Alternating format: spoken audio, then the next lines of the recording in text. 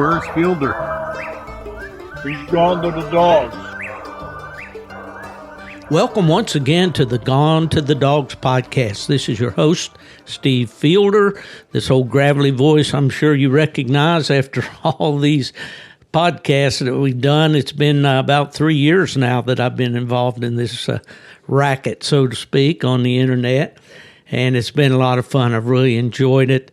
We've had a great time with it, had a lot of great guests, and we have another really special guest today for you. I want to briefly mention our friends out at DU Hunting Supply, W Hunting Supply. Buddy Woodbury, Jason Doobie. Our producer, Shannon, went on to greener pastures. So we have a new producer, Colby. He's well known in this industry and is doing a great job. So anyway, I want to mention to you, if you need anything for your dogs or your personal hunting gear, collars, leads, logo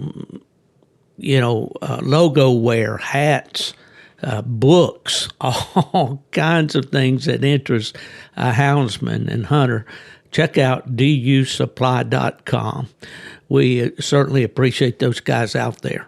Well, without messing around here too much this morning, I'm going to bring our guest right on. He's a guy that we were just talking before the show about when we met, and we're not sure where it was, but it was somewhere probably back in the late 70s, early 80s. He's from the town of Beaver, Pennsylvania, up in western Pennsylvania there, Mr. Lee Logan. How you doing, Lee? I'm doing great. How are you, Steve? Well, I'm doing good today. We never talk about the weather on this show, but I will tell you that it is going to be 90, and probably the humidity will be about as close as it can get to 100%. How about up your way? Well, it's supposed to be 90 to 93 today. We have actually Florida weather, and we're not used to it. So I got you. Well, are you in the hills there, or is it pretty flat? What's the terrain like around you there? What's the terrain like? Yeah. Well, here where I live, pretty hilly. We're right off the High River, so we have the High River Hills. And at my age now, I do a lot of hunting in a high, which is only about 15 miles away. It's flatter, easier to get around. Very enjoyable compared to running up and down these hills. Well, I certainly understand that bit about the hills. I grew up in them too, down there in southern West Virginia, and thought nothing of it. Climbing up and down those hills. But as I got older, I found out that there's a better way. That's why I kind of pack up every year. One of the trips that I try to take every fall is out to Arkansas and those big flat river bottoms out there with open timber. That's a whole lot more my speed. But hey, Lee, a lot of people know you. The name instantly comes to mind when you talk about walker dogs. I know that perhaps one of the most famous of your dogs was the Clover dog, Logan's Wild Clover. You had the Genie dog. I think they're both in Walker Hall of Fame. There's a lot of dogs that are associated with you and a lot of years of coon hunting. Before we get into that coon hunting resume and start talking about all these dogs and the hunts that you've had and friends you've made and all those sort of things, just tell me a little bit about who Lee Logan is. Where were you born? What'd you do for a living before you retired, and about your family and such? Can you do that? Sure will. I was born right here in Beaver, Pennsylvania. I've lived most of my life here, a little bit in California. I lived there for a while until hunting season started, and I loaded up and came home. Anyway, been married to Regina for over 30 years, 31 years. She's my right hand. Awesome. Keeps me straight. Awesome lady. Yeah. Two children, grandchildren. Unfortunately, nobody. Well, actually 3. I lost one there, but Oh, I'm sorry. I'm the only hunter. They go with me if I ask them, but you know, it just takes a certain person or certain something to really, really get in with the dogs. I just love dogs since I was a wee little kid, and Yeah. I can tell you a couple stories, but we'll get on to that later. But just had a great time here and enjoyed hunting almost everything. I hunt everything. And, Well, let me ask you this: did you grow up in the country or in town? yes, we grew up in the country. We had horses. My dad and mother kind of let us kids do whatever we wanted. We had 20-some acres there. Dad always raised beagles. And so, a real quick story. My first dog, he had a female, and he had her penned up. And my older brother, I asked him, I said, well, I was probably maybe 10. I didn't know too much what was going on yet. And he said, well, if Mike gets in there with her, you're going to have puppies. And I said, really? So guess what? I put Mike in there, and we had puppies. And my dad could never quite figure that one out. Figure out how that happened, huh? We ended up with 2, and not probably, the best beagle I ever owned was out of that class. And he was hard.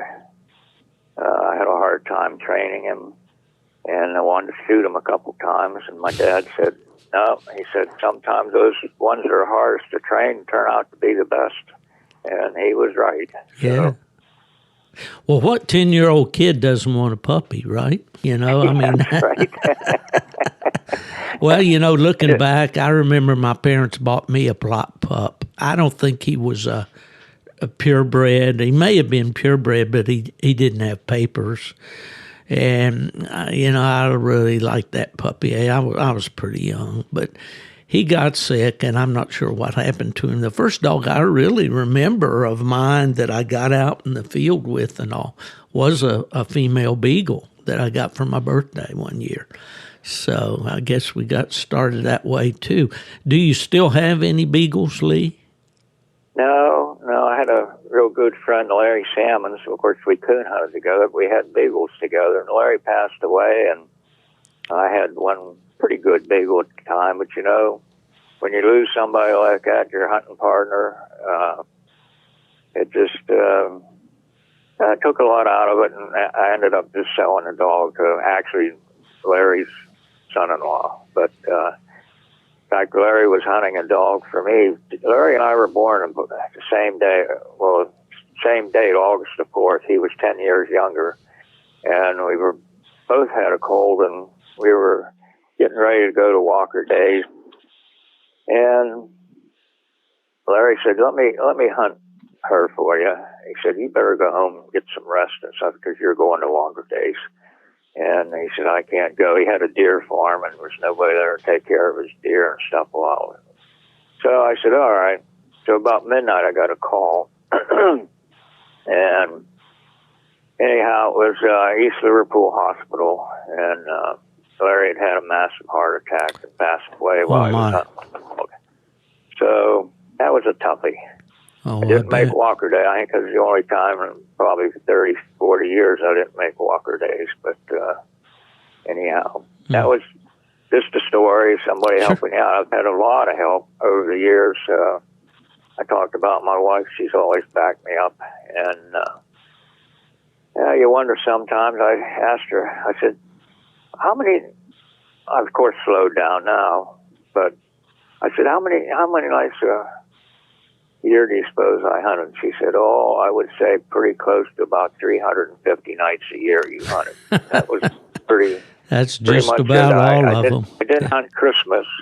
Yeah. And probably didn't hunt Thanksgiving, but if I could get out in the woods to make a difference, it was 5 degrees snow, I went hunting anyhow. So I think Frank Giddings is about the only guy I know personally that goes hunting on Christmas Eve or Christmas.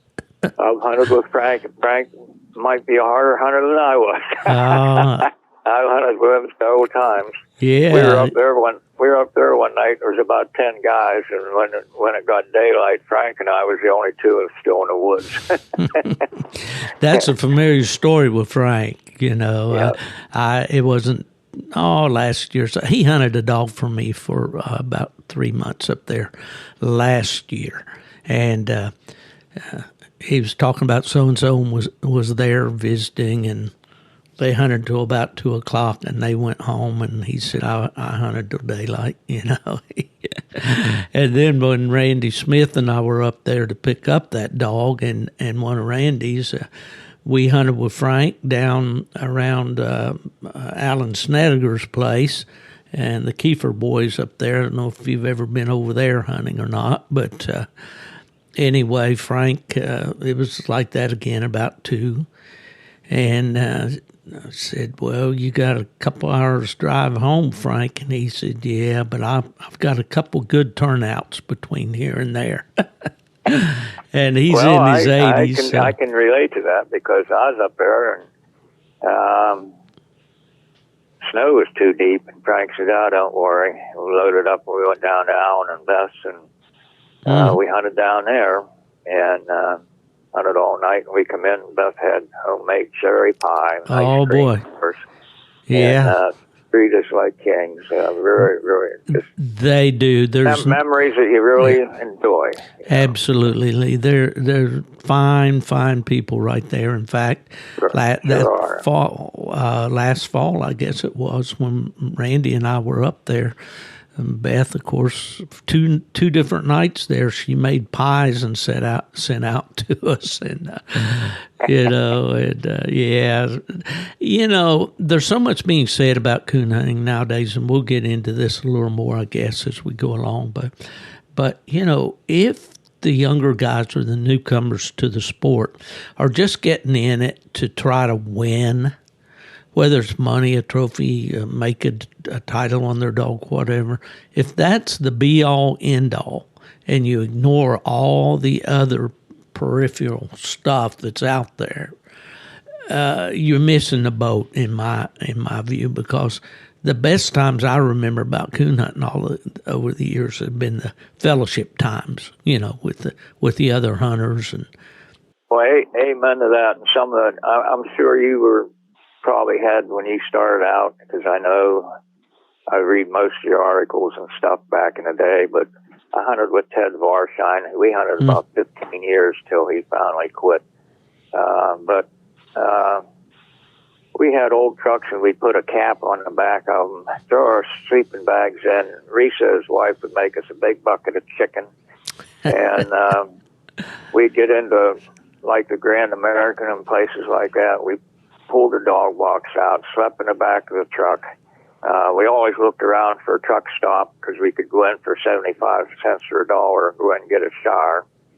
And we paddled that way for quite a while. And you looked around, and there was a lot of people in the same boat that you were. Now you pull into a hunt, there's $50,000, $60,000, $70,000, $80,000 trucks sitting there. Everybody's in a fancy motel. It's just a whole different. It is for sure. I've talked a few times on podcasts with Lee Currens, and you know Lee well, I'm sure. And I know. And he talks about, the early days for him, too, was like sleeping in the back of a truck. He mentioned one time he and 4 or 5 other guys, they were in a little old car. They had all the dogs in the trunk. I think they went to Redbone days out of Kentucky. They went up. And he mentioned that some other well-known hunters at that time were sleeping, in the back of a truck in the hay. Well, you remember, and I'm sure you can, and I've read your articles. There wasn't as many pickup trucks. Guys put their dogs in the trunk, and they put them in the back seat. It was just a different time out there. It was. Yeah. You really appreciate things, and I agree with you. I don't know about the younger people, whether they're. Even like you asked me how I grew up in the country. I had horses, I had dogs. We always had, Mom had something for us to do in the morning, weed the garden or something. And we got that done.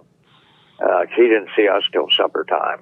And we was in the woods or we went swimming or we did something, we were always outside. And I even look at my grandchildren sometimes sitting around playing games on their computer and stuff. And I try not to say anything. It's pretty tough sometimes, but I think they got to be missing.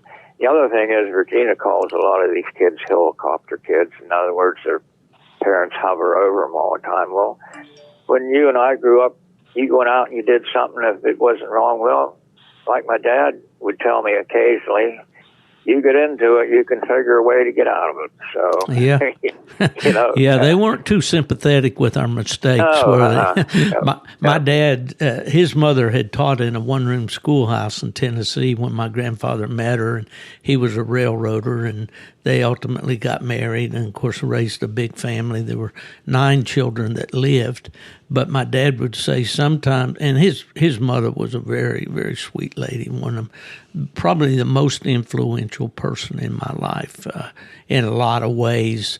But he said I'd get slapped up the side of the head, and I'd say, "What was that for?" And she said, "Well, you figure it out." And he said, I knew I was doing something I wasn't supposed to be doing.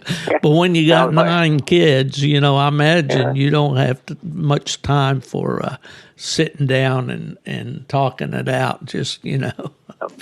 We didn't have a lot but growing up, but there was one thing we always did have. Mom always had a good meal sitting on the table. And it was maybe it wasn't prime rib or something, but it was always good. And it was homemade, and it was homemade dessert. I can remember this. It just boggles my mind sometimes.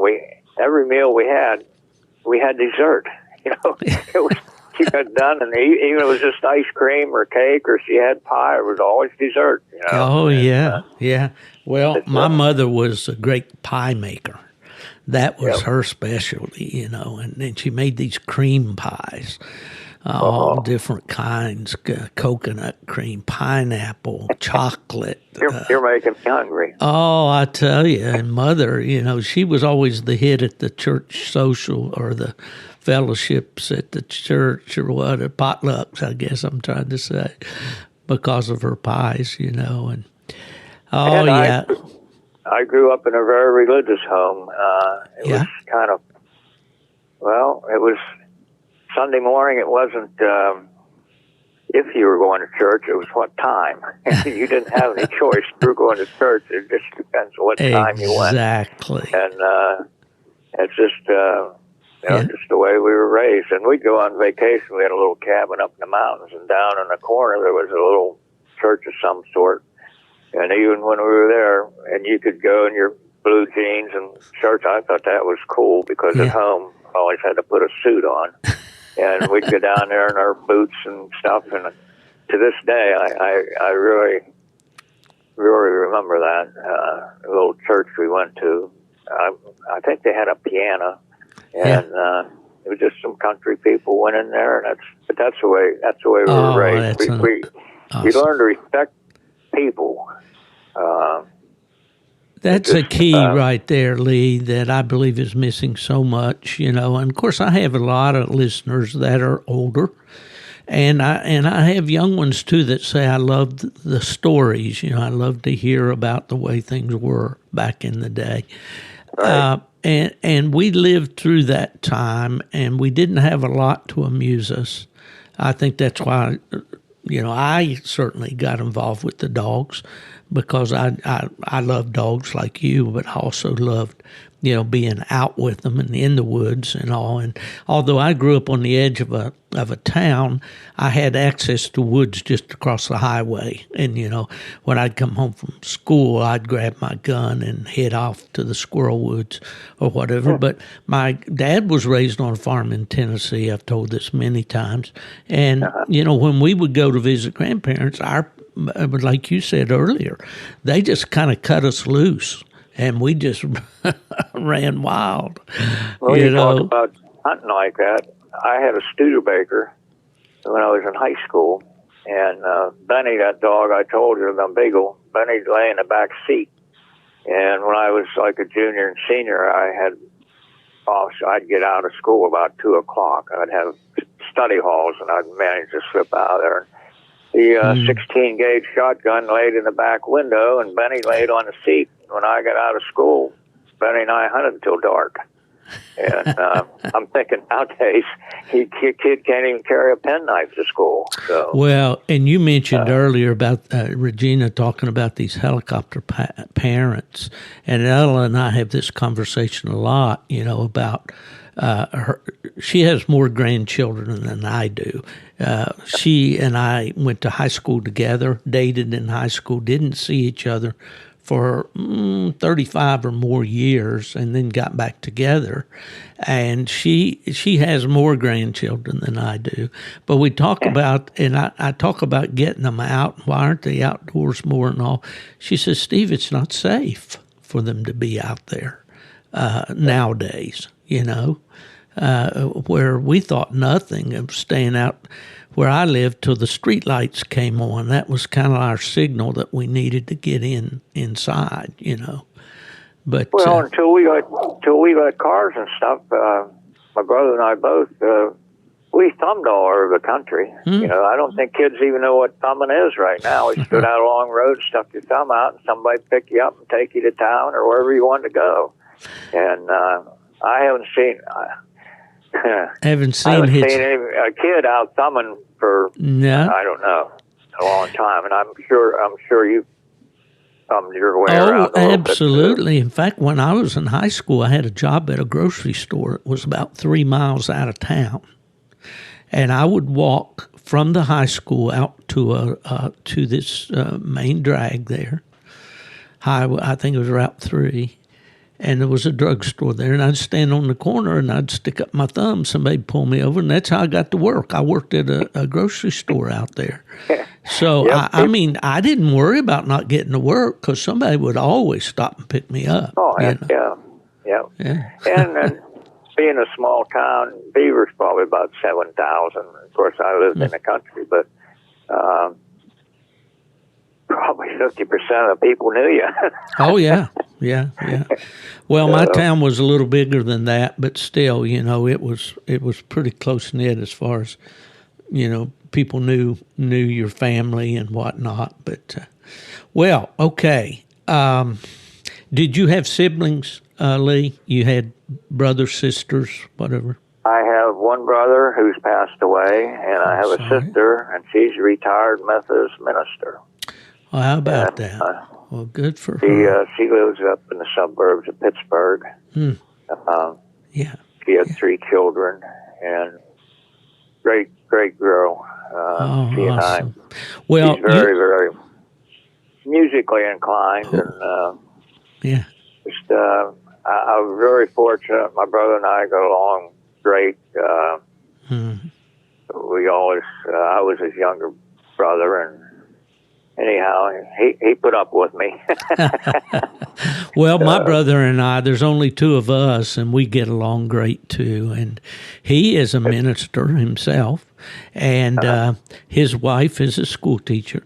She retired in the state of Virginia, but they live right along, not far from the West Virginia line. So she retired in Virginia and then went over and began working again in West Virginia. But we've always got along great. He's the little brother. I'm 8 years older than he is. But well, what type of work did you do before you retired, Lee? Well, all my life, pretty much. I worked in a steel mill. I worked in a lead company. I worked in California when I was out there. I never in my life was I without a job. But Dad had a garage and a service station. I started there when I was 11 or 12 years old. And all told, even when I was home from the Army, I'd get up in the morning, you'd get 2 weeks off or whatever they give you. And the first thing Dad said, "What time are you coming to work?" And so I worked there actually 47 years, I guess. Wow. And he had a garage, and later on I bought the building next door, and I had a body shop. I bought the whole place when he was there. He rented it, but so I still have that. I rent them both out, and it was always maintenance work and stuff to do there. And then we have where we're at now. I'm down in what they call the Hall, and we got 42 acres here, mostly woods. Yeah, I got about an acre or so of grass to mow, and there's always plenty of things to do around here. Our house is probably 150 years old.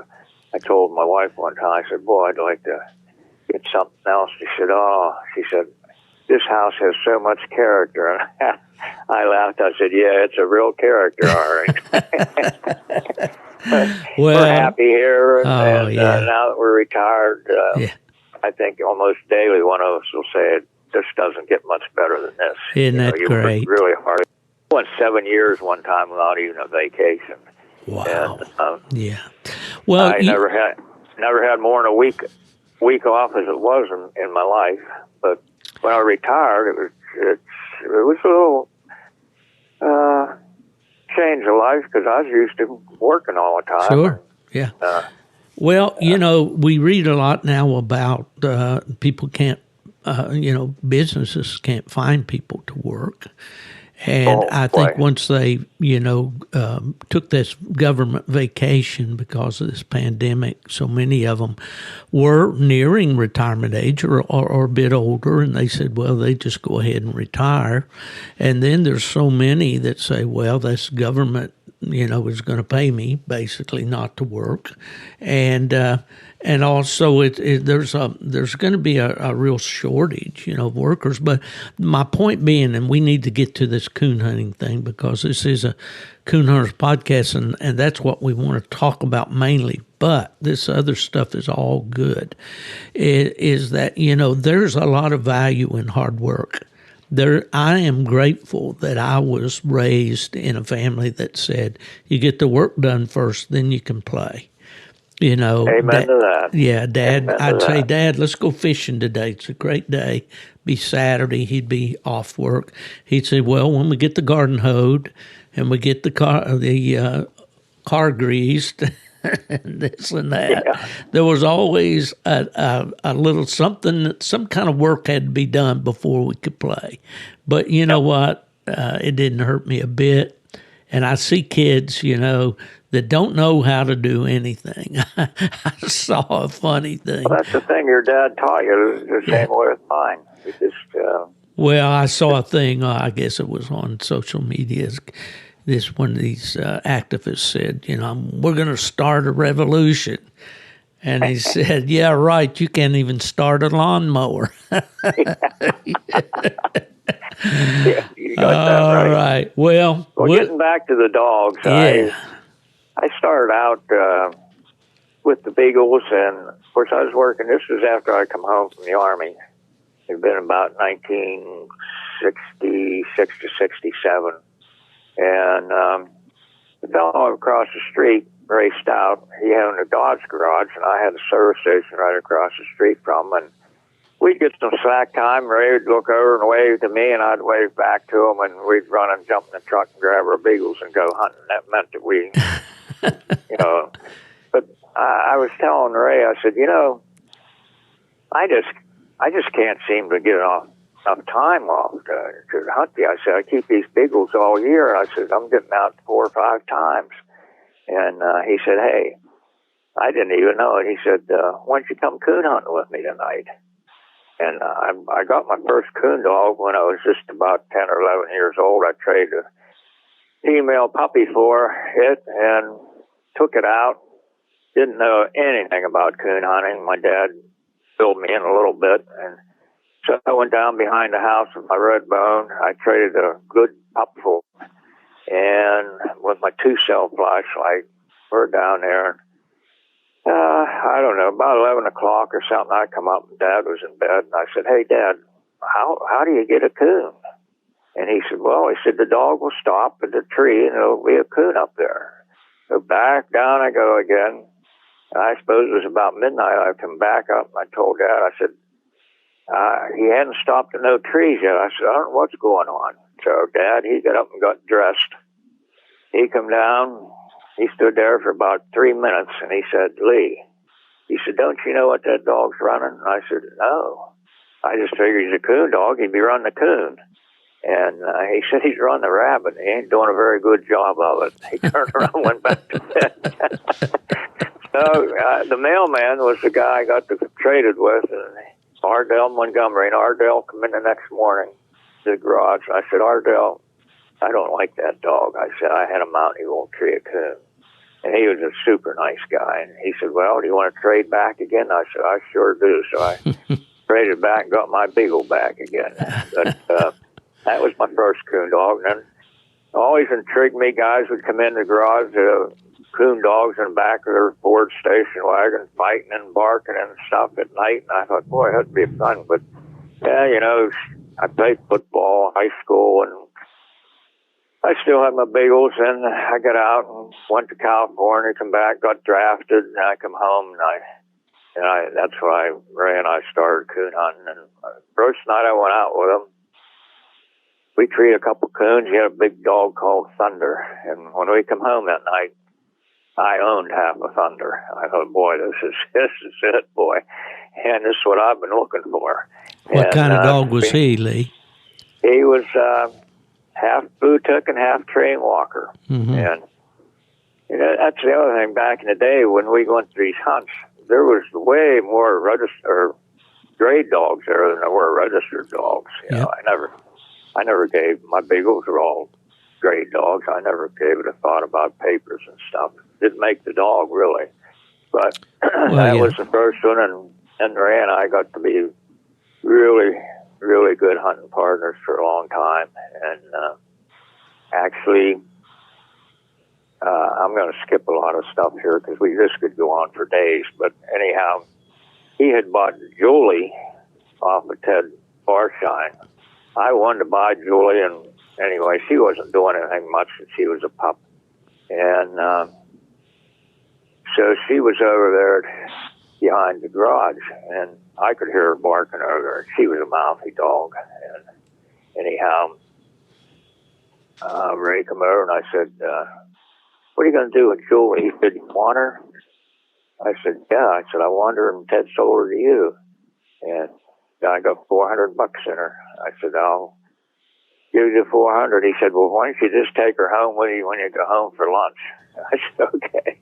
But, you know, I got her and I started hunting her, and she was as quiet around the pen as any dog you'd ever want. But that's how I got Julie. Now, is that the Logan's Wild Julie female? Yeah. Okay. Well, that was after that. My first good walker dog was Logan's Wild Deuce, and we got a lot of good dogs out of him. Bred him to Lone Pine Jill a couple times, and maybe probably the best litter I ever had was out of her and old Deuce. Deuce, we got him down in West Virginia. He was tied up on a hillside there, and his dog box was a TV turned upside down. That's what he lived in. He was the hardest You're making one. my state look bad here, Lee. Well, hey, we have people like that in Pennsylvania. That's just the way they. Oh, of course. He had coon dogs running all over the place, and anyhow, that's how we got Deuce. Hardest going, toughest dog that I've ever been in the woods with, and Ted and I thought we were going to hunt him down. We hunted him 30 nights straight. Now, this was like from 8 or 9 o'clock at night to 2 or 3 o'clock in the morning. And the only ones that was tired was Ted and I. And so I told Ted, I said, I'm going to run this bugger down. I'm going to take some of this smoke out of him. So I gets on the hood of the truck, got a piece of clothesline, put old Deuce out in front of the truck. And Ted's driving. We're going down the road. Deuce put up with that for about 300 yards, and he stopped right in the middle of the road, and I screamed bloody murder. Ted, he put on the brakes and threw me out in the gravel about 50 feet and ran over Deuce. And anyhow, he got up off the road with all that clothesline on him, run down the woods about a half a mile and treat a coon. He was all covered with grease and everything else, but he was tough. But woo! I don't think I've ever heard a story quite like that. I can tell you tons of them. Well, what was Deuce out of? Do you remember? Oh, he went back way back with a lot of dogs, you know, right there in West Virginia. But Yeah. it has some banjo in them. Johnson's banjo. You heard of that dog, I'm sure. That was probably the a few only times. big name dog in there. But he produced the first litter. Actually, we sold, Ted and I sold them the first time we sold them, and I maybe read this before, but we sold the 3. Well, they were Star, Blackie, Little Jill, Rip, and we sold them for over $11,000. And that was back in the That's a lot of money for coon dogs back in that day. early 70s. I sold Little Jill for $6,000. The guy I sold her to next year went down and won the Grand American with her. She was a tough dog, boy. And so anyhow, that was the first litter of Walker dogs that I bred. I had an English dog, and he was real good, but he never produced anything. I had a black and tan female called Queenie, who still holds a good place in my heart. And but they didn't produce anything. That litter there was the first. I said, "Boy, this is easy." I said, "Man, you have a litter like that, they all run and treat.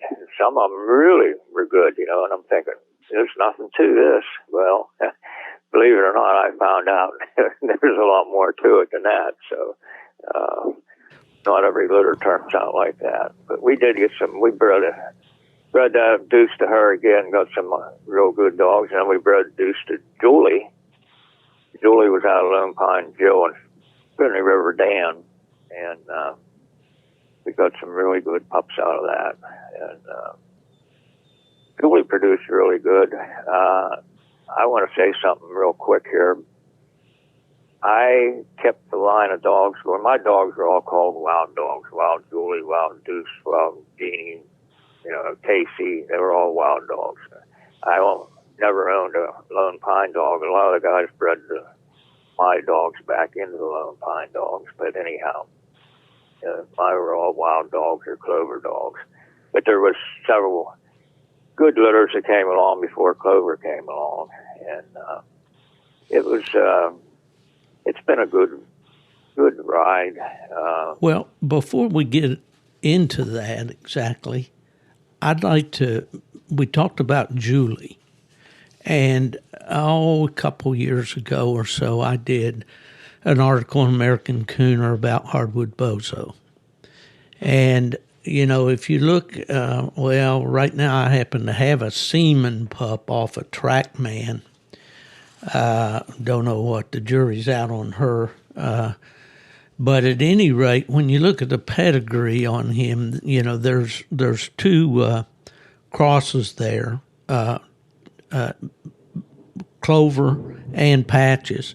Now we're getting a thunderstorm here in Florida. I don't know if you can hear that thunder in the background, so we may get interrupted here. If we do, we'll come back when the storm's over. But at any rate, I talked to Jerry Norman, who recently has passed away. And I believe, right? Did you know that? No, I didn't know that. He called me not too long ago, 6 months ago, I guess. Right. Well, Jerry, our listeners should know, owned Bozo. He bought him. And at the time that, I believe, did you bring Julie down to Georgia and breed the Bozo? No, I bred. Bozo was trained by Eddie Jackson and Vernon Owens. And that's where I hunted with Bozo. Okay. And they brought Bozo up here. I can tell you a lot about Bozo. The biggest thing I liked about Bozo, I didn't like his white face, but he was tough. And I had to have a dog when I cut him loose. I didn't want to ever see him until they got treed, and he was pretty much in that. He had kind of I called it a turkey chop mouth on him. Right. And I wasn't crazy, but you could hear him a long ways. And there was a house's dog one night. We were down in the swamp down there in South Carolina. He just buried Bozo down under the water. And anyhow, old Bozo come back up spitting water and treeing just like he did before he got taken off the tree. And I said, he was muscled up type dog, and that's really why I bred Julie to him. And I said, "Don't worry, Julie will pick up that mouth." And she did. Clover had a super mouth. All those dogs had good mouths, but that's where I hunted with Bozo long before Vernon sold them. And then a couple times, I bred 2 or 3 times to them. Don Sailings had them out in Missouri. I shipped Julie out to Missouri, and we bred. But we had some good pups out of that. Julie was, I wanted to say earlier, I got off of it, but I kept this line of dogs going really by the females. If you don't have that good female in there, I just, it's so important. I know a lot of guys used to have brood females and stuff. Well, most of the time they couldn't treat a coon. They were breeding for pups and stuff. And the other thing you want to do is a family of dogs. Try to find a good family of dogs. Because one thing that I've learned over the years, and guys that have bred a lot, lots of times the pups are more like their grandparents than they are their mother and dad. And so you want to know as much about the dogs as you can before you breed to them. Then it's a little bit of a crapshoot, but the other thing is depends on who gets the pups. Some of these guys can win the world hunts and all this stuff, but they're not real good at training pups. And then there's guys that can train dogs and get them going, but they're not good at running the hunts. So it just a lot depends on who gets those dogs and what they do with them. So.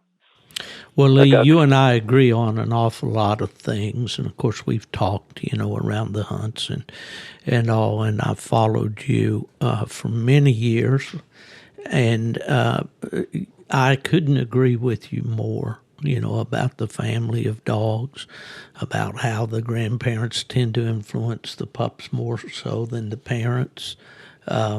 All of these things, are when you hear them, I mean, you believe those things, and then you hear somebody with your experience, it brings validation to the things that I've always believed and thought myself. So it's good to hear you say those things. Okay, let's talk about probably your most famous dog in history. Well, Clover was my most famous dog, and he started pretty easy. At first, I had 3 kitten coons, and I had apple orchards there, and I turned them all loose and turned him loose. Of course, apple trees aren't very big, and he started chasing them around, got a hold of a couple, and then they got away from him and run up the tree, and I'd run over and grab them and throw them out, and that's how I got him treeing. And then we had a lull there for a while, and then one night I had him out with Julie, who was his mother, and she went down along the creek and treed. I turned them both loose together, and I'm sitting at the tree, and there's no clover. I said, holy smokes, how could this dog be so dumb? So I waited a long time, and it wasn't a very big tree. I thought, I'll just shake that coon out when Clover gets here. Well, he never got there. Now, I'm a little upset.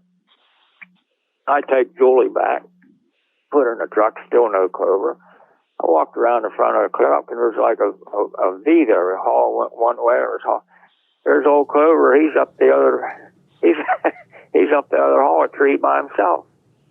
And boy, I was fired up, and I grabbed the gun, and I said, boy, I'm going to send Julie up there, shore him up a little bit, because I don't know, his first coon he ever treed. I don't know how long he'd stay there or anything. I think I got there about the same time Julie did, and I was moving. Anyhow, get up there and the wind's blowing, it was a big oak tree, and I seen the coon. I tied Clover up and I always tie the dogs up, and I'm going to shoot the coon out, and I'm fired up. And anyway, the coon's moving around back and forth. I must have shot half a box of shells. And finally I hit the coon, knock it out, and look over. Clover's He's almost like he has his paws over top of his head. I scare him to death, And I never shot around him or anything. So anyway, he finally went over and smelled it a little bit. So I grabbed Julie and I thought, well, I'll send him down. That coon probably will come down. We'll put him on another hot track. We'll clear up on top of the mountain, and this was a mountain. Old Julie treed. I didn't hear Clover. And I thought, now where's he at? Well, lo and behold, a couple seconds or minutes later, old Clover started to tree with her. And that was the start for him. That was when we really got started with him. And about how old was he then?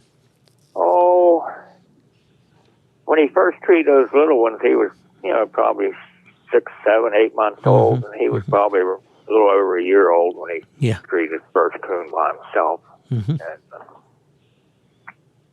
And, back in those days, I don't know, a lot of the old guys didn't even start dogs till they was 2 years old. Yeah. But, we hear that so much from the older guys here, and I know the young people probably think, what? Why? Who would keep a dog that long? But that was just the common practice, wasn't it? Yeah. But then it wasn't all easy sledding. He was a typical dog. He made mistakes. One thing I can say about Clover and Julie and a lot of them, I never had Clover run a bad track in his life. The closest thing I seen, I was going to the Pennsylvania State Championship, and he was pretty young. He was probably 15, 14 months old. And it was real moonlit night, and I could see him. And I walked up to, it was like pavilions, it was like a park, and he's walking along real slow, and I said, what the heck's going on? So I kind of eased over there, and I looked, and it was a skunk. It was walking up there, and he's about 10 feet behind it, and he's just following it along, looking at it. I said, oh, boy. So I hollered at him, and he come over to me, and that's about as close as I ever saw him to run junk in his life. And the big thing it was, I had them all cleaned up because I showed Clover on the bench, and I thought, boy, won't be showing him on the bench if that skunk gets him. But anyway, it didn't get him, and I went on to the state championship, and he did win the whole bench show. He was a real nice bench dog. You could just stand him up and stand back. And describe what he looked like, Lee. Pardon me? Describe what he looked like. I've seen pictures. What Clover looked like? He had a black head. Yeah. Black spots. He had a clover on one side. He didn't have a tick on him. He was a muscled up dog. And he had good feet. Nice chest on him. He was a nice hound looking dog. I could have finished him in the grand on the bench, but I never did. I just... Did Julie have that Clover look to her? Is that where he got that? Or? No, she didn't. She was redheaded, and she didn't show a muscle in her whole body. Neither did Lone Pine Jill, her mother. A little bit swayed back, and like old Jill and her both, they never got tired. You wouldn't think they could go as hard and as long as you could hunt them all night long, and then last coon they'd be treeing on it and everything just as good as the first one. It always amazed me, but they were tough dogs. And what kind of track really dogs were they? Did they really move a track, or did they kind of straddle a track? How did they trail? Oh, I wouldn't. If they didn't move a track, they weren't at my house. Okay. The dog better run with his head in the air. Oh, yeah. Now you mentioned that. Here's Ted, who, he's a big fisherman now. He lives up in Ashtabula, right off of Lake Erie. But he called here around Christmas time, and we were talking. He said, Lee, do you ever remember a dog getting a tree in front of Julie in a night hunt? And I said, no, never. And I said, how about Lone Pine Jill? He said, no, there never a dog got a tree in front of him in all the hunts I had them in. He said, now they might tree one off by themselves, but if they run the same track, dogs just did not get a tree in front of them. And they didn't. And the big thing was, and even like Clover was a real quick tree dog and an accurate tree dog. Back in the day, We were hide hunting and stuff. We hunted in the mountains. I had a camp up in the Allegheny Mountains, and that's where we hunted.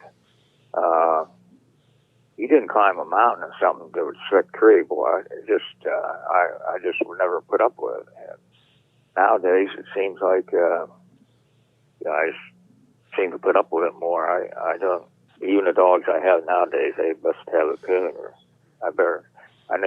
I can't say that they're 100%, but buddy, they better be up at least 90%. Right. That can be very, very disappointing.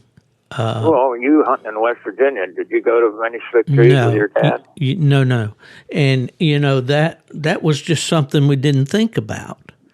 Right. Guys would jokingly say, "Oh, that's a lion coon dog," if he slick treed. But you didn't see it much. It was just something more or less almost Those like dogs, your dogs and stuff, when they treed, you loaded the gun. Yeah. You didn't think, the only thing you thought about when I was a kid and a young man hunting in the mountains, in the early part of the year, our season always came in about the 15th of October. And there would be a lot of leaves on the trees, and those oaks back up on top of those big mountain ridges, would be real tall at times and all. And your only worry was being able to see the coon. And we carried a shotgun a lot of times, because if you got a glimmer of an eye, that might be all you get, and then you couldn't find him anymore. So early in the season, we would carry a shotgun with number 4 shot in it. And my dad said anything less than that, he called it fuzz them up. He said that'll just fuzz them up. You want to knock them out, you got to have number 4s. Well, up in Allegheny Mountain, a lot of pine trees up there. And what we learned, if you usually went to clear to the top of the tree and come down about 3 or 4 feet, mm-hmm. and you throw a couple shots up in there, right there, 9 times out of 10, that's where the coon was, and he'd look. You're using the hand grenade approach, kind of. Just toss it up there and see. It's a shame we didn't know each other earlier. We'd had a lot of fun hunting together. Oh, I can. Nowadays, and guys will tell you that hunt with me, I'll bet you in the last 10 years, I probably haven't shot out 4 or 5 coons. Right. And guys will say, "How in the world do you train that dog?" I said, "Hey, if I had started when I was a kid, I had beagles, and I said I can remember shooting a rabbit, and them dogs would jump over that rabbit and keep right on going and find another one." Mm-hmm.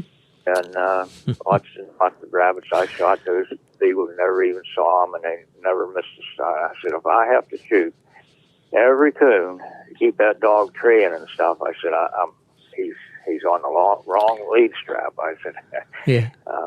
I've had them. I want a dog that trees coons for me, and mostly these dogs that I've raised, most of them do that.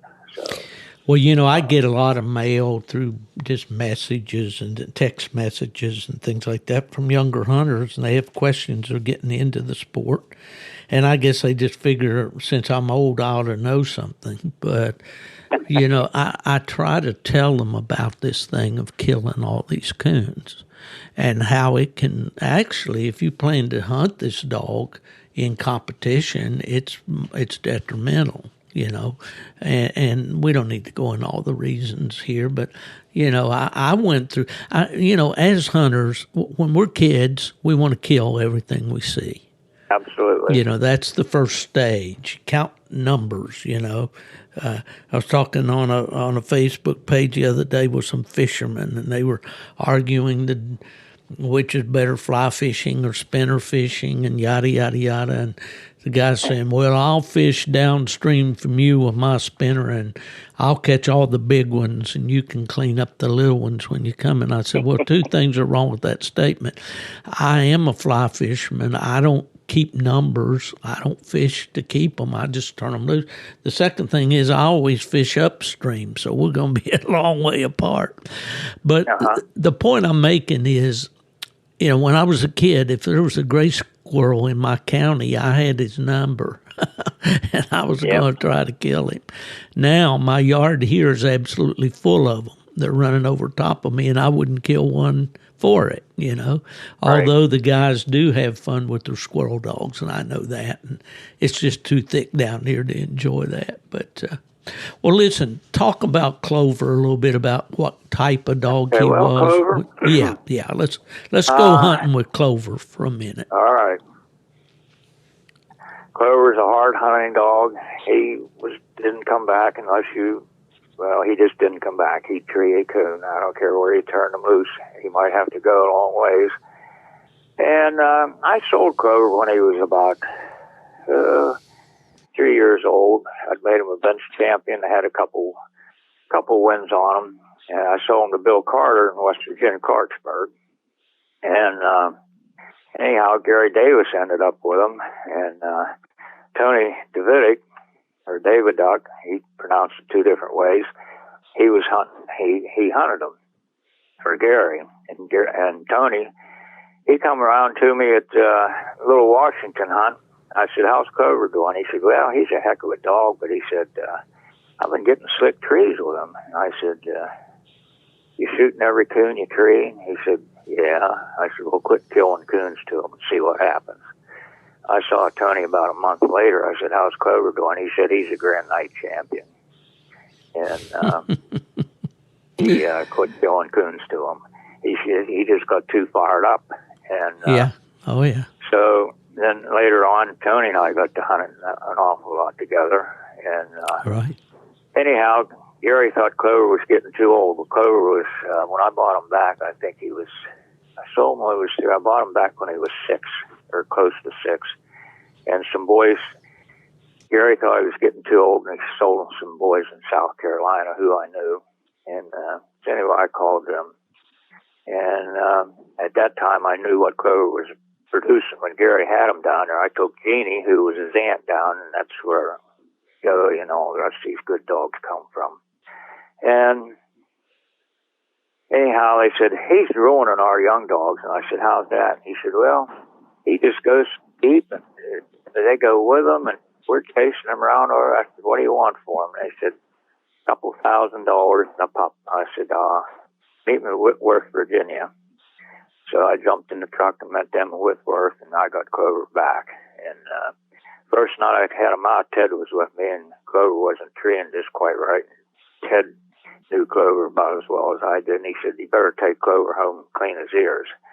He had one ear that, if he didn't stay with it, I don't know, but you could tell right away when it was bothering him because he didn't tree as hard.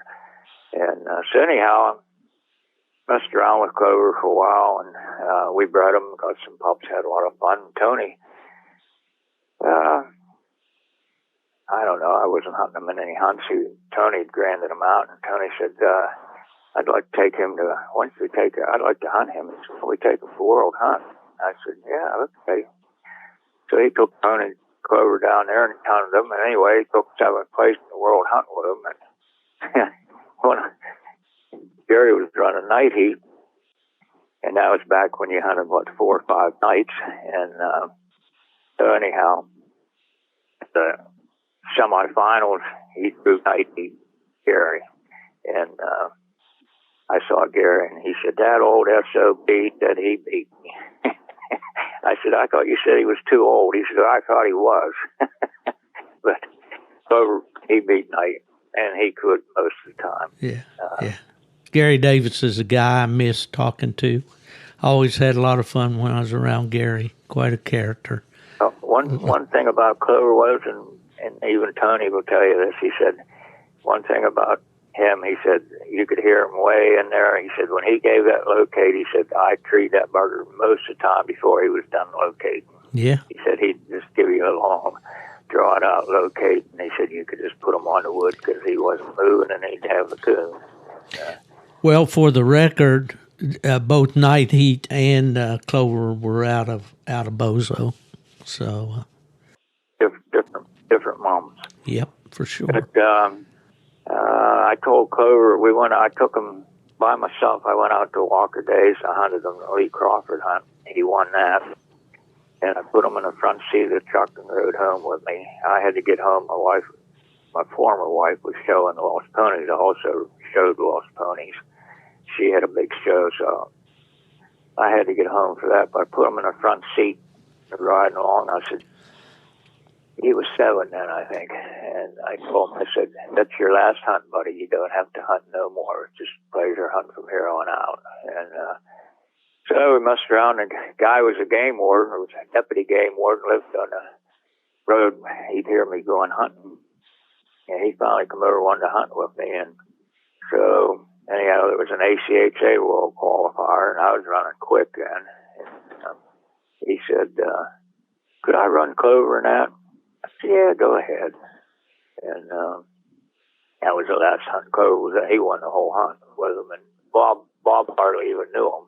And he drew out with a guy that was a friend of mine, and old Clover went in there and treed, and Jack turned around to Bob and he said, you going to tree that dog or what? Bob didn't even know what was going on. Bob said, yeah, tree him. Well, it's good he was among friends there. Huh? But yeah. Then he passed away when he was down at Tony's. Tony had Tony's Clover, and he was breaking him in as a pup, and he called me. He said, hey, could I have Clover down here? I said, sure. I said, what do you need? And he said, well, I want him to run this young dog of mine with his Clover. And I said, yeah, go ahead. So he, I'd say the dog probably had a heart attack because Tony called and he said, what do you want me to do? And I said, well, just bury him. But I said, was he out at the end of the chain or what? And he said, no, he was curled up in the box. And he said, one of the pups I have running around here was curled up in there with him. He said, the pup ran out and Clover was gone. He said, so I said, well, he must have died in his sleep or something. He was only maybe 10. I'll be darned. 10 years old. But anyhow, a lot of people don't realize this. Clover had 180-some pups, but he only had less than 100 permanently registered. Now, that was back, and I heard Don Whip talk about this. We had that parvo, didn't know anything about it. I lost a lot of pups out of him to the parvo, and hadn't been for that, he'd had over his 100 pups in. But if you look at the record, somewhere over 30%, I never figured it up myself, but 2 or 3 people told me this. They figured it up. But over 30% of all his dogs are either night champions or grand nights. And that's saying a lot. And, well, it certainly is. And, I'll tell our listeners here, it was in 1995 that the Tree and Walker Breeders and Fanciers Association elected Logan's Wild Clover into the Tree and Walker Hall of Fame. But that wasn't the only dog that you have in the Hall of Fame. Julie, Jeannie, Clover, Casey. I think there's 5 of them. I can't remember. Wild Card was up. He should have went in, but a lot of people didn't know him as much. A couple of the best dogs I've ever owned was out of Wild Card. I took Wild Card out to Brian's. Brian. Hey, Casey dog, Western's Wild Casey, of course, I had him. And Joey. Tony's Wild Joey. Let's talk about her just a minute. 1993. Okay, real quick. I'll tell you real quick. Out of Jeannie and Clover, that's what they were out of. Western's Wild Casey was the best male out of with most of them. All of them, as a matter of fact. And Joey was the best female out of Old Clover, those 2 right there. Now, I had 2 Grand Nights out of, they were sisters to that, and they were awful good dogs. But I'll tell you what, Joey was just, there's those little special ones, and she was, Tony brought her up here, he made her a night champion, and he said, I don't know if this dog's worth finishing out or not. He said, why don't you run her for a while? So I took her to a hunt. I'll never forget it. And Bessemer. And she just blew those dogs out. It was just unmerciful. And I called Tony on the phone. I said, buddy, you better jump on this one and jump on her hard, because I said she's one of the best I've ever seen. So he come up and got her, story went on, he finished her out. But she was just a really, really good coon dog, and proud to say I hunted with her. Well, that's another And one that... Casey was one of the smartest ones. Tony's Clover was real good, but Casey, truthfully, I liked a little bit better. And there was a lot of them. Uplinger Joe, you probably heard of him. And oh, yeah, of course. there was Clover's Emmy. It just goes on and on. And just, you look at some of these dogs now. You mentioned one earlier. What was that? You look at it, it goes back to Lone Pine Patches. Yeah. Lone Pine Patches, I raised her and trained her. He was Clover's full sister litter mate. Right. And Hardwood Bozo, I gave her to Jerry Norman and J.W. Barnes as a pup. And that was another full litter mate, full brother and sister to Clover. So, I mean... yeah, you meant there that the pup out of Bozo and Julie was the one that you gave away, right? Yeah. It'd be Hardwood Logan was, of course, I gave him to Jerry Norman and J.W. Barnes. And I never hunted with Jerry. J.W. come up and hunt. He was a super nice guy. And, yeah, J.W. did the hunting for Jerry, I believe. They were partners on Bozo. So, anyway, that was, I never really had to get on Clover too much of anything. Like I said, he was pretty much naturally straight. I could tell you real quick why I got mad and sold him. If a dog embarrassed me, and he did one night, he was young, and we were way up in the mountains at a night hunt. And he treed a coon. I was winning the cast, but the dogs all treed, no Clover. And walked in, and they had a porcupine tree, and I looked around, and he's cockroaching around out there about 20 yards away. And so anyhow, they got minus. He was registered then, so we turned loose again. Same thing happened again. Them dogs are all treed. No one in. They had fine. And Clover's cockroaching around. I just scratched him. I said, just take him out of the hunt. Tethered with me, and it was a big, long mountain called West Hip. It was up the Allegheny Mountains. Ted said, what are you going to do? I said, well, you could start up. It was a dirt road. I said, you just put Clover out in front of the truck. And I killed 6 or 7 coons to him before I got to the top of the mountain. And I said, that butter. And then the guys come along, wanted to buy him, and I said, the heck with it, I'll sell him. I had Quick at the time, too, so I sold him. And Quick let me down at a hunt, Walker Days. I had it won, and he treed at the end of the hunt. And the judge told me, he said, there's a tight fence up there. And I said, well, he's gone through 4 or 5 fences already tonight, so I struck and treed him at first strike and tree on. He was on one side of the fence, and the other dog was across the fence on the tree with a coon. I lost 400 points real quick, and I lost Walker Days. I come home, I sold him to Jimmy Samples. So, yeah, there's a name that I used to see at the hunts all the time and haven't heard much out of it. I haven't heard too much from Jimmy either. Well, let's talk about Quick a little bit. He's another dog that comes up a lot on pedigrees and discussions and all. What was he out of? Yeah, he was never bred a whole lot, although he had some pretty nice dogs out of him. Quick, a little bit different than Clover. Clover was real independent. If the dogs went with Clover, he was fine. If they didn't, he didn't bother going to another dog too much.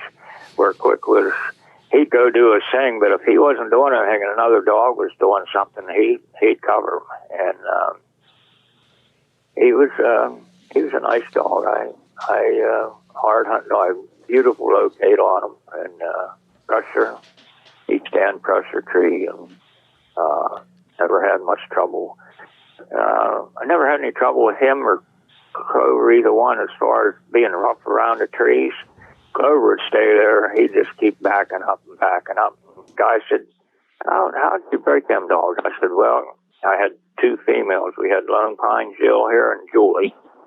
And I said, those females would show those young male dogs where they were supposed to be on a tree real quick. And that they did. I've thought several times some dogs were maybe a little bit rough, and I thought, boy, I wish I had Julie here. She'd straighten that dog out in a hurry. But they never had any trouble with him.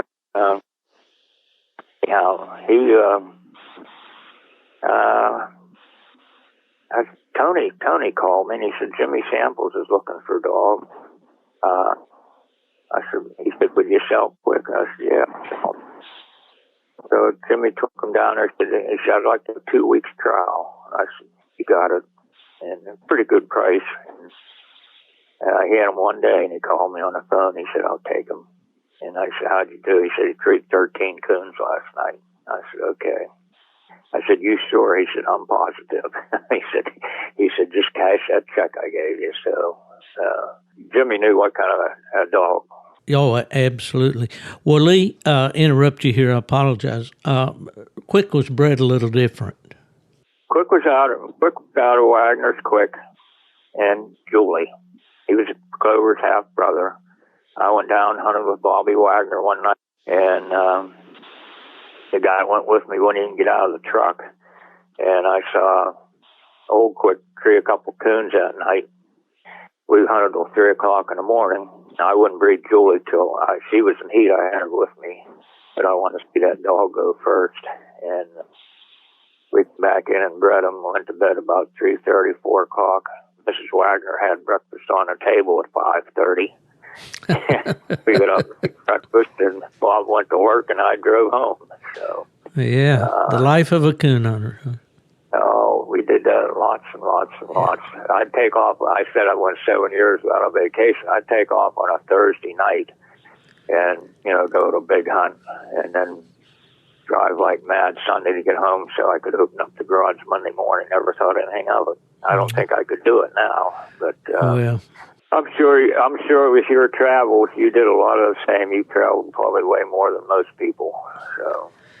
Yeah, I logged a few miles over the years, yeah. And when I was younger, I used to really enjoy, even though I couldn't hunt when I was with UKC, they didn't let me hunt in the night hunts then. It was a little different at PKC or AKC, but still I'd walk along on the cast. I couldn't, dark came, even though we had been working all day and talking to people and drawing the casts and all that stuff.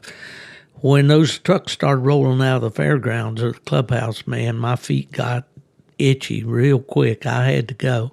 So I'd walk along on a cast, when I should have been home in bed or back at the hotel. But that's what you do when you're a coon hunter. Well, Lee, tell me this. Let's talk about a couple little things here before I leave this all together. Do you have a favorite over the years? A favorite hound that if you could get him or her back? I've thought about that a million times, Steve. But I tell you what, I'm really lucky. You see some guys talk about that one good dog we had. Well, I told Regina last night. I said there's about 10 or 12 of them. It wouldn't make any difference which one it was. I'd be just tickled to death to have them back. Yeah, and that certainly speaks to your breeding program and the fact that you're a hunter. There's no substitute for hunting a dog. Do you agree with that? Yeah, 100%. Jeannie out of Riverbend Flag and Lone Pine Jill, one of the hardest ones I had to get going. And I'm not saying she had more ability than the rest of them, but she always rode in the front seat with me. And she was just I really, really liked her. But I don't think she had quite the ability Clover had, or maybe even Quick. Some of the other ones, Julie was awful good. But, somehow, I can't explain it, but you get, just have a rapport with a dog. And even though I sent her up to New York to a guy by the name of Brian Post when she was a pup. I couldn't get her to a tree. And he called me. He said, "You want me to shoot this dog?" It was the last pup out of Lone Pine Jill. And I said, no. I gave him a new wheat light for hunting her. He said, Lee, he said, I skinned over 100 coons. He said, that dog was every one of them. He said, I never heard her open up on a track. I never heard her give a bark at the tree. So I went up and got her and brought her home. And I have a longtime friend. He's from West Virginia, and he has the patience of Job. And I told Charlie, I said, Charlie, I'll give you $100 if you get that dog a tree. All summer, I kept taking over bags of dog feed. I finally told him, I said, this is the last bag, Charlie. I said, if you don't get her the tree, I said, we're just going to shoot her. And he said, Lee, he said, I've hunted with most all your dogs. He said, she's the smartest dog you've probably ever had. And I said, well, she's so smart, how come she ain't treeing? He said, I don't know, but he said, just give me time. So he called, I don't know how much later, and he said, she's treeing. I said, what'd you do? Get a load of this. He had a little single stall garage there. He put a feed pan, and he put a coon in a cage and a rope up over the rafters and put the coon right above the feed pan. And he put her in there with water. She was either going to starve to death or she was going to have to move that coon and stuff out of there to eat. And only Charlie would think of something like that. Well, his son come running in a day or so later and said, Dad, you better come to the garage. There's something really bad going on out there. And Charlie, he opened the garage door and he said, there was Jean. She was just beating that pen from one wall to the other, swinging back and forth, and she was hanging on the cage, and that's how he got her going. And then I gave him $100. I get the dog back. I take her out. She does the exact same thing. She hit the tree, never say anything. I called Charlie. I said, Charlie, this dog ain't treeing. He said, well, I'll be over. So he come over. You know, Charlie come over and that dog treed. So anyhow, well, I always thought McDonald's. He said, I get her a hamburger or something. He said, when she trees, I said, well, if I got a dog, I got to buy a McDonald's hamburger for her. I said, they ain't staying here. And so anyhow, Ted and I were hunting one night. It was real moonlit, and we treated a coon. She did the same thing. And I'm leading her, and I'm way in front of him. I'm pretty upset, and I'm putting her in the truck. And I turn around, and I look up the road, and Ted's walking, and behind him, I seen a coon go across the road. I grabbed her and I grabbed the gun. And I'm passing Ted. Ted's story going. I said, we're going to either treat this coon or this dog's going to die tonight right here.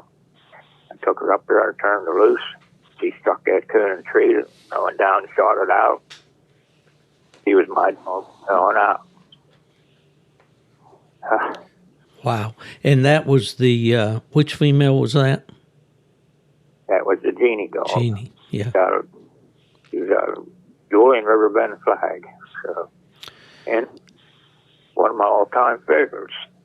So, yeah. But, well, you give me hope because I've got one right now that's acting just about like she was before Charlie gave her the cage treatment. So, maybe there's hope.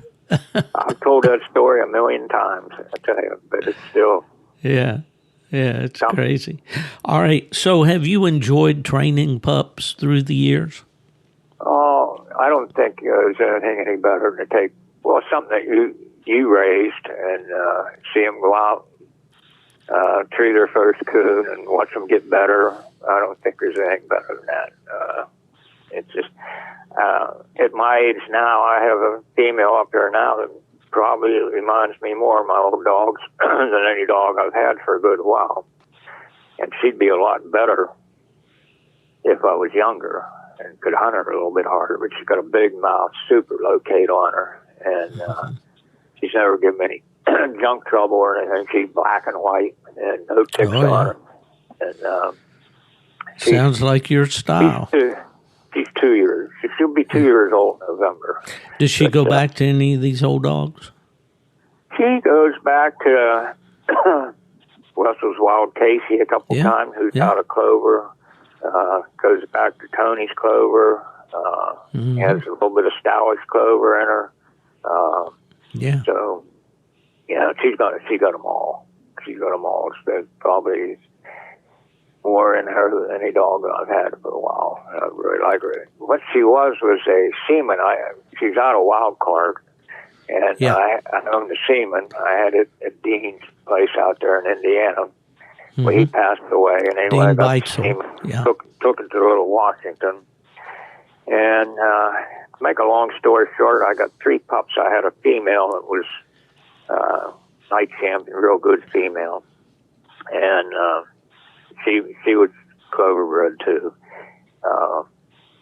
So we inseminated her and everything. It cost me $1,000, and I owned the female, I owned the semen, and time, you get everything shipped in and stuff. And I got 1 pup. I had 3 pups, 2 of them didn't make it, and so and that's what I have up there right now. And actually, Daryl Moore and Lee McCandless and I, we all own her together. Daryl and I put the money in, and Lee, he raised her. I got her started, and then Lee took her up there and got her going a heck of a lot better. He's a young fellow, hunts real hard, helped me out an awful lot, and my buddy Daryl, who I hunted with for years, he had a stroke, so he's getting around good. But you've seen like over the years, I've had guys that hunted with me for 15 years, and they quit. Of course, like Larry, he passed away. It just seems like pretty hard to find anybody that's dedicated their whole life to it, if you know what I mean. Yeah, well, I can certainly identify. For sure. Well, I have.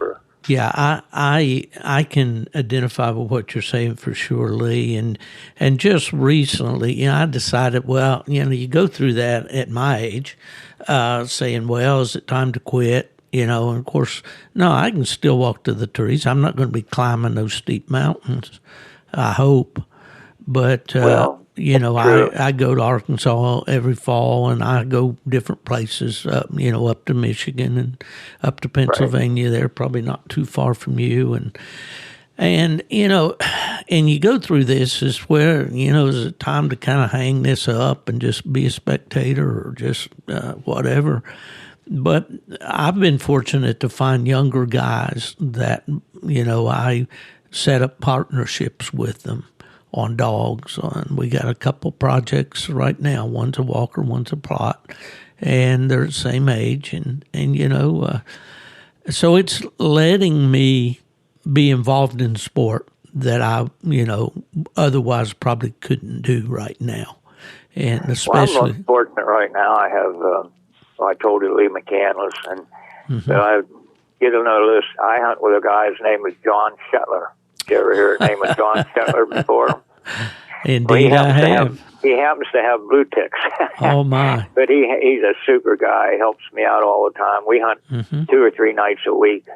His boys, he's got 5 boys, but even his grandchildren come along and hunt with us, and sometimes it's very pleasurable. Oh, yeah. And he goes to big hunts with me. And the only thing is, I need a driver sometimes. If you get older, you get tired driving. But, you got to get them old enough with the driver's license, Lee. Well, the Amish don't drive. Oh, that's right. That's right. Anyhow, well, he did one night. Yeah, go ahead. I shouldn't tell this, but anyway, I was way in there following this dog, and John stayed at the truck, and man, I went clear through the square into the next square, and the dog finally treed. I thought, oh man, how in the world, boy, and it was tough. It was just flat country, but it was a lot of briars and stuff I went through, and I said, man, oh man, I got to get all the way back. And I looked, I could see this truck coming down the road, and it pulled right up and stopped, and I walked down, and it was my truck. And it was John. John said, I figured you'd appreciate me driving your truck around. I said, I didn't think you always drove. He said, well, in a case like this, he said, I know how to drive. So anyhow. Oh, yeah. Well, listen, if we could turn back the clock, and I know you and I both probably, I can't speak for you, but I certainly would like to. Your pleasure hunting or your competition hunting, if you were young enough to do as much of either one that you wanted, which would you enjoy more? That's a tough one. I enjoyed them both. Yeah. Because you meet a lot of really nice guys Oh, yeah. over the years. I'd hate to give up either one of them. Yeah. And I had awful lot of fun pleasure hunting. I really think that the hunts, I don't really like the way they're going right now, but if you stop and think back, I think the hunts have improved and kept the sport going more so than if you wouldn't have the ability to go look at different dogs and find out about different dogs. You can find, of course, your magazines have helped us out a lot. And of course, now a lot of everything's on the internet. But one thing I wanted to say real quick, I know we're spending a lot of time here, but that's all right. I'm not tickled to death with the way UKC's running their hunts now. You have to win a few casts to make a dog a night champion, grand night champion. Back in the day, I worked hard. I don't know how many night champions, grand nights, probably pushing up around 30 maybe, but over 20 for sure. But when I made a dog a night champion or a grand night champion, I felt that I'd accomplished something. I was proud of myself. Right. It was a lot of work. And you can remember where I made a lot of them, Clover and Jeannie and Julie and all them. Those were all 3-hour hunts, you know. And you kind of had to be kind of tough to do it. We used to do that, and then I can remember getting out of the clubhouse at 3 or 3:30 in the morning and go down the road a couple miles, and somebody would pull the truck over and say, "Well, might as well hunt till daylight." And did that lots of times. Oh yeah. But, and you went to a hunt. We left. 1 o'clock. We'd be at the clubhouse at 1 o'clock. The bench show was early, and you had a treeing contest. It was a whole day. Now, if you go in at 10 minutes to 8 and register the dog and hunt for an hour or half an hour or whatever, and go home. Just I don't know. Oh yeah. But I think what I'd really like to see is, I'd like to see UKC back up a little bit. You should have to have at least one first place to make a dog a night champion, and at least one first place to make him a grand. I could be way out of things, but I just had a lot of accomplishments that I was able to do that, and I don't feel that it's that much of a deal anymore. So, and then now. I just talked to one of my friends who was a hunt last weekend. It used to be a pretty good hunt. I said, he won. He said, I won my cash. I got another win. I said, how many dogs is there? He said, well, there was 6 registered and 2 night champions. You know, and I know, we used to go to hunts and 50 to 60 dogs. Oh, and yeah. I've heard a lot of other people say the same thing. But I don't know. I just felt like I accomplished much more back in the day. I know UKC can't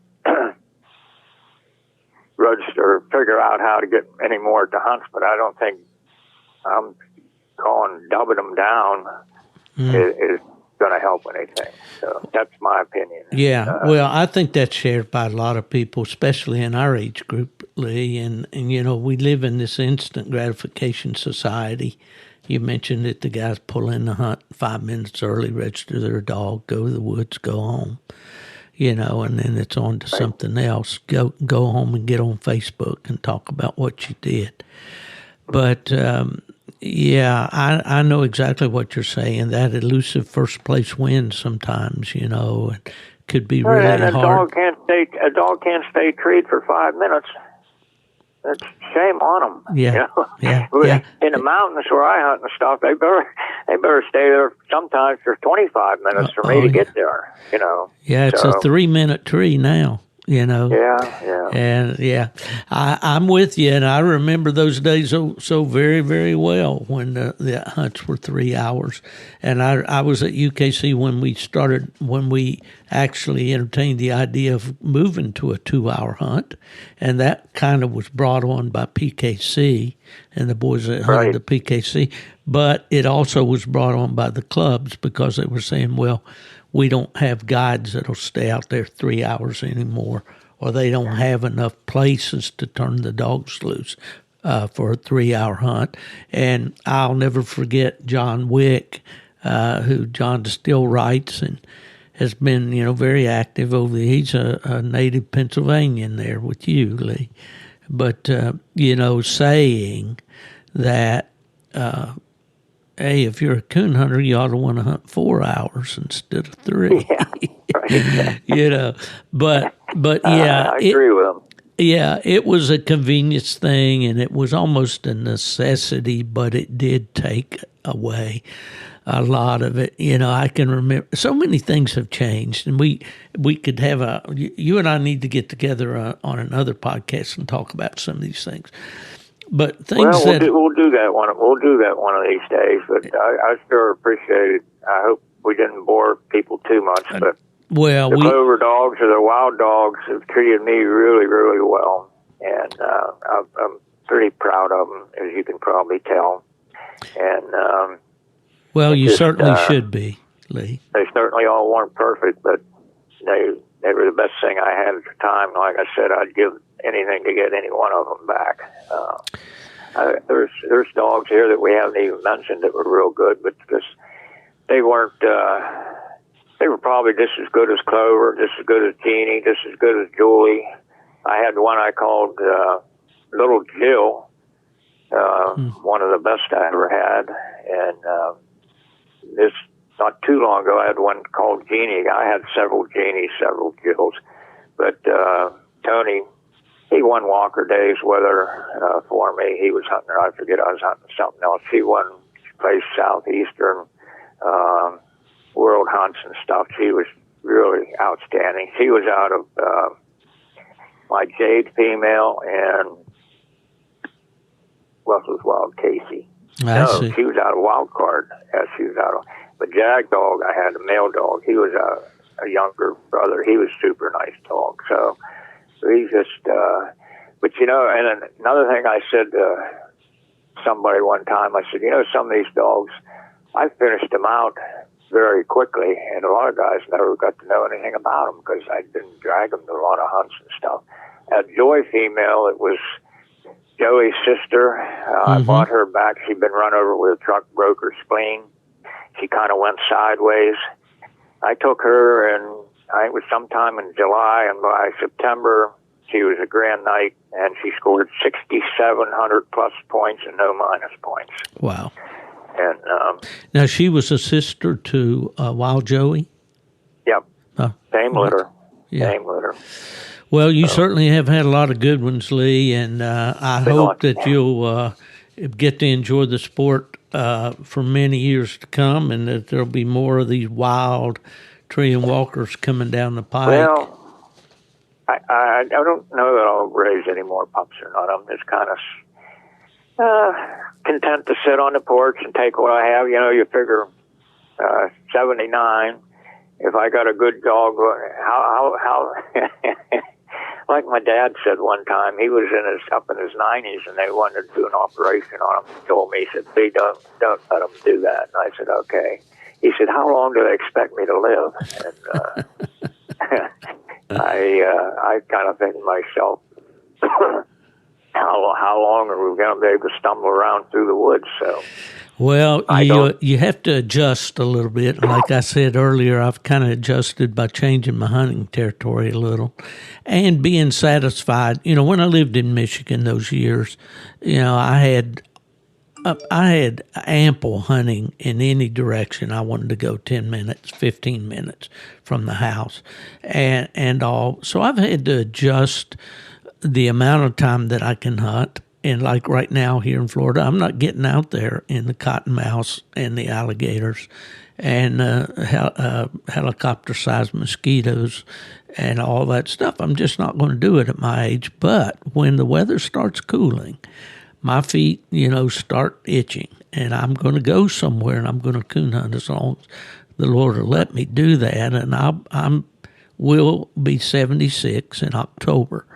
So, I come from healthy stock. My mother passed away the last day of March. She was 100 years and 11 days old. Wow. And so I'm I don't think I'll be the world's first 100-year-old coon hunter. I'm sure that I wouldn't be anyway. There's probably some old boy back in the mountains somewhere right now that's still hunting at that age. Well, we're both fortunate that way. Dad was almost 98 when he passed away. That's Mom great. was a little younger. She was 87, I think. Yeah. She caught Parkinson's, and that's what got her. I But see.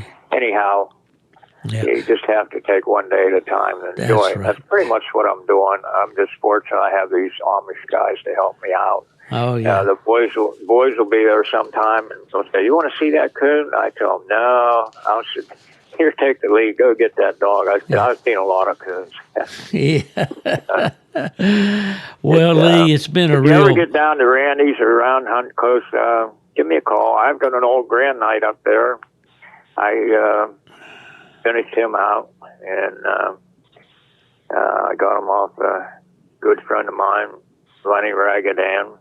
Lenny, he can't hunt anymore. He's got sugar real bad. He was a pup. Lenny, I was hunting him for Lenny, and I'd call Lenny on the phone, let him listen to his name. The dog's name's Casey too. Well, Lenny said to me one day, he said he wasn't very old really, and Lenny said, "When's your birthday?" I told him. He said, "Well, happy birthday." He said, "I put the papers in the mail." He said, "You just keep that dog." I've won red bone days with him, blue tick days. I don't know what all. Awesome. What do you call him, Lee? Casey, Logan's Wild Casey. Okay. Yeah. And he I think on his mother's side, he goes back to Russell's Wild Casey, and not really bred up hard, real tight, but he's a nice dog who turn him loose, tell him get to the truck, he gets in the truck. Daryl, my buddy, he calls him the old man's dog. He gets in someplace real thick or something, and I don't want him, I call him, he comes. Well, as we get older, that handle means a lot. Yeah, means a lot. It does. He's a pretty decent coon dog. Yeah. But anyway, you get in this area, give me a buzz. I've hunted with Randy. I've been up to his place. You tell Randy we want someplace fairly flat, Well, he takes me occasionally someplace there. It's out, I think it might be out east. I'm not sure. But we get out of those old hills that he lives in there and get into some pretty fun. He probably takes you over around Harlowsburg. That's I'm the world's worst. I would be the worst guy to slip back in on your hunting spots, because when I get in the truck with somebody or on a side by side or whatever, I'm running my mouth. That's been one. And I'm not paying attention to where I'm going. Of course, I got the Garmin, to get I don't either. I find myself the other night, I was hunting a place I hunt all the time, and I was in there messing with the dog at trees and stuff, and I stumbled around. I was in some grapevines and stuff, and I grabbed her up and I started walking, and I said, "Boy, this doesn't look familiar." This isn't the way I come in here. I got my Garmin out. I'm walking the exact opposite way of the truck, and like I said, I've hunted there for 10 years and know almost every tree in there, and I was coming out of the woods the wrong way. So. Yeah, well, my wife says she's taking the scenic route, and my dad used to say, "Well, I'm going the wrong way, but I'm making good time." So, hey, Lee, it's been a genuine pleasure to talk to you, my friend, and I'm going to hold you to that we're going to do this again, and we'll talk about some of these other dogs, and we'll solve all the world's problems. We've been at it here about an hour and 40 minutes, if you can believe that, and it's been a genuine pleasure. Right now, every minute, and I want to thank you so much for coming on with me today. I enjoyed it. Yeah, well, I wish you good health, good luck with your dogs, and I have a little closing here a little tag I put on each one of our podcasts, and we'll close this one out, and it goes like this. If you're looking for Steve Fielder, that's me, just ask somebody and they'll tell you. He's gone to the dogs.